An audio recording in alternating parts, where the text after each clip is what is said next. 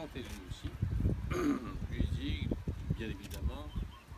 ce serait pour moi un immense plaisir que de pouvoir partager cet instant. Parce que je me disais, c'est une graine de plus qu'on sème pour que les gens mesurent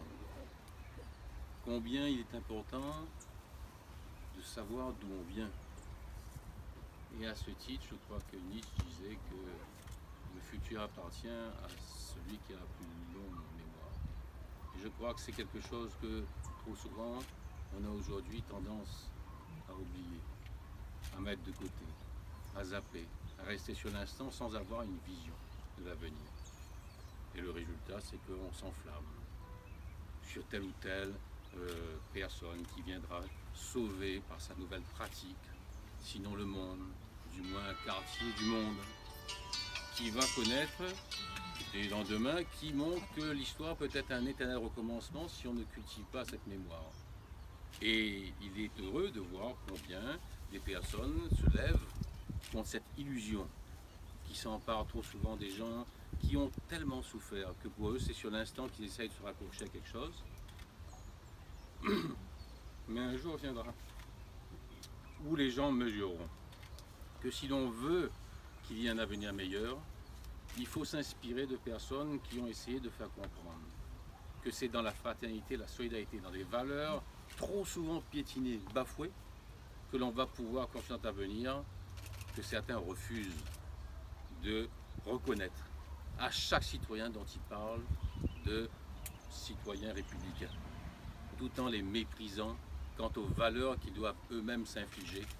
et qu'ils foulent aux pieds. Et à cet instant, je pense que si l'on doit se recueillir en regrettant peut-être des orientations tactiques, en disant en même temps qu'elles étaient dérisoires, parce qu'il y a des choses bien plus importantes, je retiendrai ce que disait souvent Paul, que la Réunion et ces Réunionnais est original, parce que les Réunionnais forment un peuple païen, venu de diverses origines, et a essayé de consacrer son unité dans des situations très difficiles, où ont été bafouées des libertés culturelles, des libertés syndicales, des libertés politiques, où il y a eu des différenciations sur la couleur de peau, et sur les origines de ces personnes, issues ou de l'esclavage ou de l'engagisme. Et on voit que aujourd'hui peuvent poindre des tendances révisionnistes dans l'analyse de moments d'histoire qui ont marqué d'un fer rouge beaucoup de gens. Et si l'on ne veut pas